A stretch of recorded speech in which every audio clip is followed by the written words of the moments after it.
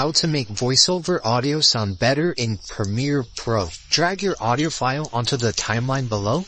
Highlight your audio file and make sure that the audio 1, 2, or 3 is selected. On the top left, effects, type in bass and drag that on your audio file. Type in treble and drag that onto your audio file.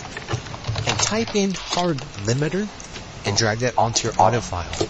Click FX Control and adjust the bass to 6, treble to 11, and click Edit for hard limiter, and drag this to the right until you get a -5. Or you can adjust it to your preference, it's your choice, and you can mess around with the peak or true peak levels, and click Exit. And this is the before. If you want to add a voiceover to your video clip timeline, make sure you deselect anything that's in your timeline, scroll to audio, and then select voiceover. And this is the after.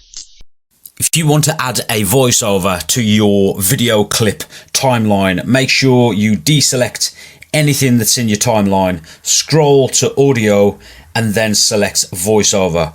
Thanks for watching. Be sure to subscribe to the channel with all post notifications and check out the linked playlist down below for more videos.